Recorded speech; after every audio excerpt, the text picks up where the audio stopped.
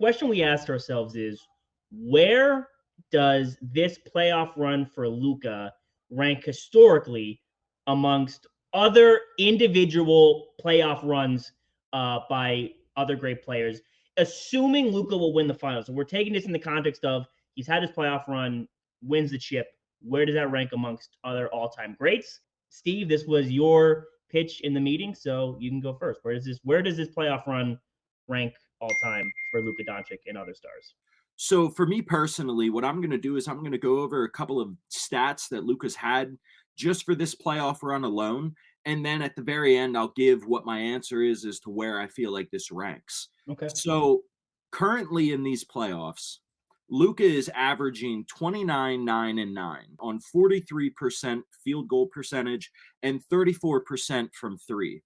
Luka currently leads the 2024 playoffs in points, rebounds, assists, steals, three-pointers made, field goals made, free throws, and minutes, which only LeBron James has ever done before. He is fourth ever to have amassed 450 points, 150 rebound. 450 points, 150 rebounds, 150 assists. And Jokic did it once. Larry Bird did it once. LeBron did it an incredible 6 times. And now Luka's trying to add himself to that list. He's the second player ever to go to the finals with 450 points and 150 assists. LeBron James is the only other person to do that. He's the only player to ever have 450 points, 150 rebounds, 150 assists, and 50 three-pointers made. And so far in these playoffs, he is third most triple-doubles in a single playoff run behind Wilt and Jokic, and still has the final series to go where he can add to that. He needs one more to pass Wilt for most in a single playoff run all time. Luka's sheer dominance is not only just on the court, one, not having any other all-stars on his team, not having any all-NBA players on his team. Yeah, he's got Kyrie Irving, but he's still single-handedly willing his team to the finals through what most people have said is the strongest conference in the NBA in the West right now. And he's doing all of this at 24 years old. But when you look at the team that he's doing this with and taking them where he's taking them, and then you think the Celtics are the clear betting favorite. They're minus 225 as of this morning. So if Luka goes through this team, assuming that he wins the finals, through a team who most people have said that they're picking to win the finals before the season even started. Many people said the Celtics were the favorites to win after the team they've compiled.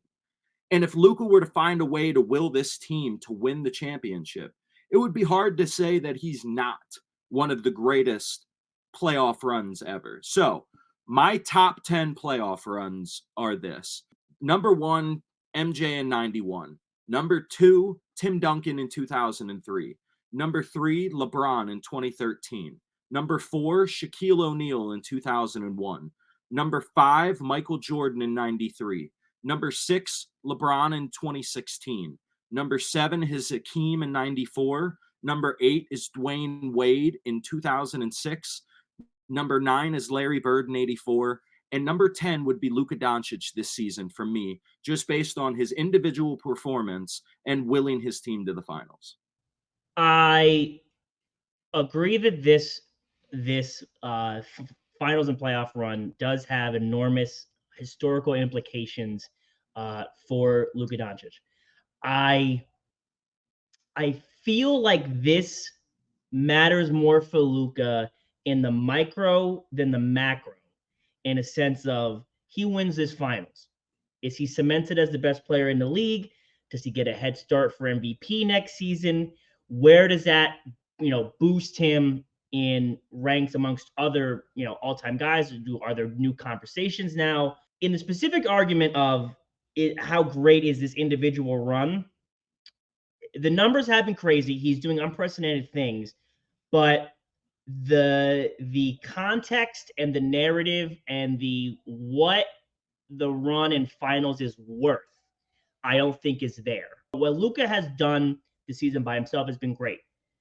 Round one, playing against the Clippers team with no Kawhi, that we went on record on the show when the Harden trade happened. We were like, it's a weird put together team, one ball, how's it going to work, all that stuff. So we didn't believe him from the start. They beat them. Round two, they played the Thunder, who are the youngest team that make the playoffs. They went to 7 with the Pelicans, and just had no real direction or sense of where to go in those playoffs. Then they played the Timberwolves, who I at least feel overachieved in these playoffs, and they did the typical Timberwolves thing of they celebrated too soon. Right. And look where it got them. So just some of the other runs, some of which you mentioned that I also have, that I think just had more of a, like I said, historical implication. So Jordan 91 is, I think, probably is his best individual run. That's his first championship. He beats the Ewing Knicks. He beats a great Sixers team. And most importantly, he beats a bad boy Pistons team, which had his number. And then he goes on to beat Magic and the Lakers in the NBA Finals. LeBron 2016, very obvious, I think, why that was great. The 3-1 deficit, bringing it back to Cleveland. I don't think that needs any further explanation. You said Hakeem in 94. I got Hakeem in 95. That was his second ring, so he's going back-to-back. He beat a Utah team with Malone and Stockton, and MVP David Robinson with the Spurs, and then he beats Shaq and Penny in Orlando, which people thought they were ready to take the league by storm and be the next big thing, right? I think Dirk in 2011 has an argument because you're saying about how Luka has nobody else. I think Dirk arguably had even less, and once again, played, I think, harder opponents and had a bigger payout when it came to playing in the NBA Finals. Kawhi in 2019, again, arguable, maybe bringing Toronto their first championship, his first ring, and kind of leading a team on his own of sorts. Plays against the Sixers, which had the best starting 5 in the league that year, beating a prime Giannis, and then taking down a Golden State team. Now they were hobbled, but still beating the Golden State Warriors in their heyday of sorts.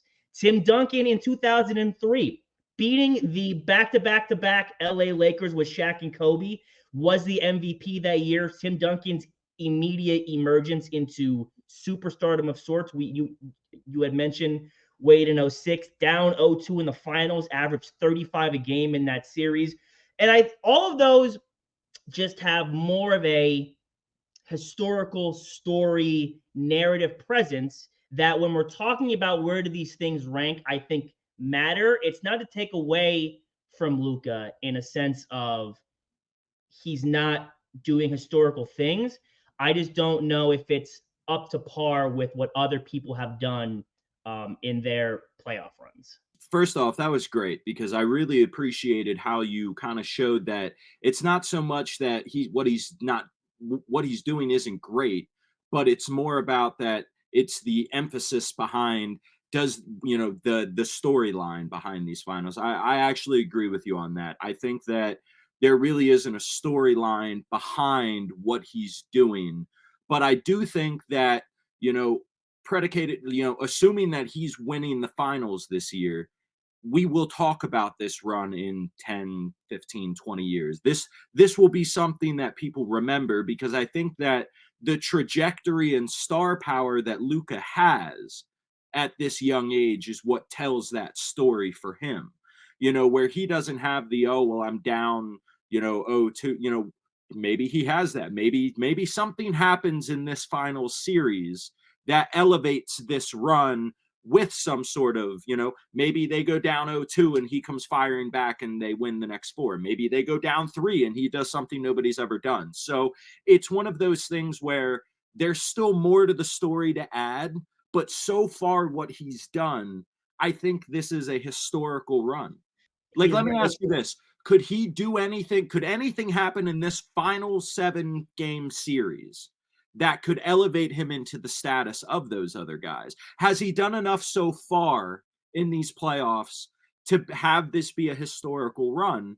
And then could he do, like, obviously something crazy could happen, but is he in the, do you believe that he's in the realm of those other guys right now?